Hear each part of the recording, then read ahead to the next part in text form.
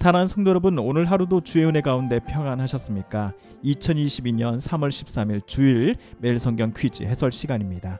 오늘은 나눠드린 유인물 제12호 1쪽에 있는 사사기 28번에서 30번까지 그리고 룻기 1번에서 3번 문제까지 함께 풀어보겠습니다. 먼저 사사기 28번 문제입니다. 이스라엘 사람들은 베냐민 지파의 남은 자를 위해 어떠한 대책을 세웠습니까? 네. 이 문제를 풀기 위해서는 약간의 배경 설명이 필요합니다.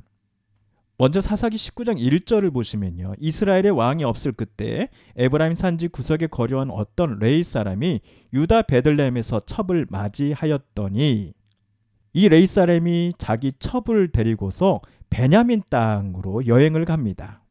16절입니다. 저녁 때 한 노인이 밭에서 일하다가 돌아오니 그 사람은 본래 에브라임 산지 사람으로 기브아에 거류하는 자요 그곳 사람들은 베냐민 자손이더라. 이 노인이 자기 집으로 방금 첩을 데리고 여행하는 레위 사람을 우리 집으로 와라. 우리 집에서 유숙하고 또 있다가 쉬다가 또 다른 데로 가면 되지 않겠냐라고 말을 합니다.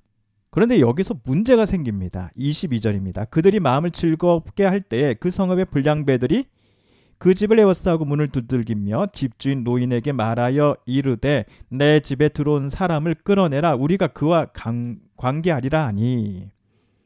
예, 욕보이겠다라는 것이지요. 24절입니다. 에브라임 그 주인이 집주인 노인이 이렇게 말합니다. 레위 사람을 욕보이지 말라. 대신 내 처녀딸 그리고 이 사람의 첩이 있은즉 내가 그들을 끌어내줄 테니까 제발 너희들 이 레위 사람한테는 손끝 하나 건드리지 마라.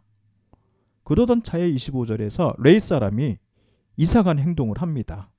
무리가 듣지 아니하므로 그 사람이 자기 첩을 붙잡아 그들에게 밖으로 끌어내매 그들이 그 여자와 관계하였고 밤새도록 그 여자를 능욕하다가 새벽 미명에 놓은지라. 결국 레위인의 첩은 죽고 맙니다.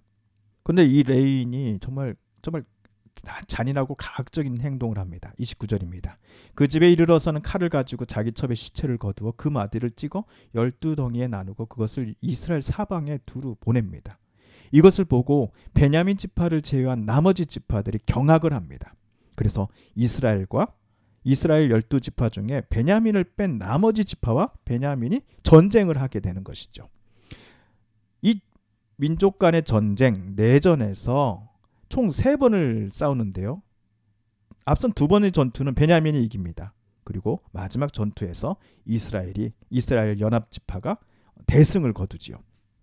46절입니다. 이것은 제3번째 전투에서 일어난 일입니다. 이날에 베냐민 사람으로서 칼을 빼는 자가 엎드러진 것이 모두 25,000명이니 다 용사였더라. 베냐민 사람 600명이 돌이켜 광야로 도망하여 림몬 바위에 이르러 거기에서 넉 달 동안을 지냈더라. 베냐민 지파가 모두 거의 전멸하다시피 해서 몇 명만 남았습니까?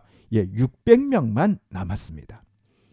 자, 베냐민 지파가 떠난 곳을 이스라엘 연합군이 아주 만행을 또 저지르죠. 베냐민 자손에게 되돌아서 온 성읍과 가축과 만나는 자들을 모두 칼날로 치고 닥치는 성읍은 모두 다 불살랐더라.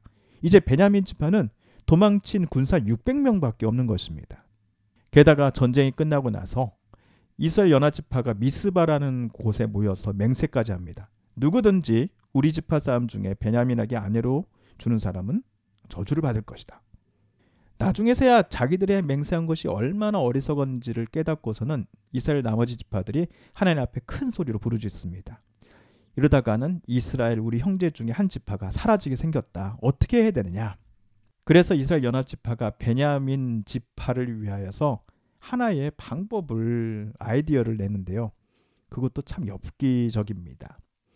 이스라엘 연합지파가 야베스 길르앗 주민을 칩니다. 거기서 젊은 처녀 400명을 얻어서 베냐민 지파에게 보냅니다. 그런데 아까 도망친 베냐민 군사가 총 몇 명이었다 말씀드렸죠? 600명입니다. 자, 그렇다면 길르앗 여인 400명과 결혼한 후에 나머지 200명이 여전히 군사들이 남아 있습니다. 이 군사들을 위해 또 이스라엘 연합군이 또 하나의 아이디어를 내는데 그것이 무엇이냐? 19절입니다. 21장 19절 또 이르되 보라 베델 북쪽 르보나 남쪽 베델에서 세겜으로 올라가는 큰 길 동쪽 실로에 매년 여호와의 명절이 있도다. 21절 보다가 실로의 여자들이 춤을 추러 나오거든 베냐민 지파 너희는 포도원에서 나와서 실로의 딸들 중에 각각 하나를 붙들어 가지고 너희 아내로 삼아라. 그리고 베냐민 땅으로 가라. 24, 25절입니다. 그때 이스라엘 자손이 그곳에서 각기 자기의 지파 자기의 가족에로 돌아갔으니 곧 자기 그곳에서 나와서 자기의 기업으로 돌아갔더라. 사사기 마지막 25절입니다. 그때 이스라엘의 왕이 없으므로 사람이 각기 자기의 소견에 옳은 대로 행하였더라 라고 하면서 사사기는 끝이 납니다. 자, 사사기 28번 이스라엘 사람들은 베냐민 지파의 남은 자 600명을 위해 어떤 대책을 세웠지요? 예, 4번이지요. 야베스 길라 여자 400명과 실로 여자 200명을 베냐민 지파에게 주었습니다. 29번입니다. 다음 중에서 사사의 순서가 맞게 된 것은 무엇입니까? 우리가 오늘까지 사사기 내용들을 쭉 읽어보면서 정리를 해보면요. 순서가 맞게 연결된 거 1번입니다. 제가 순서대로 한번 이름만 불러보겠습니다.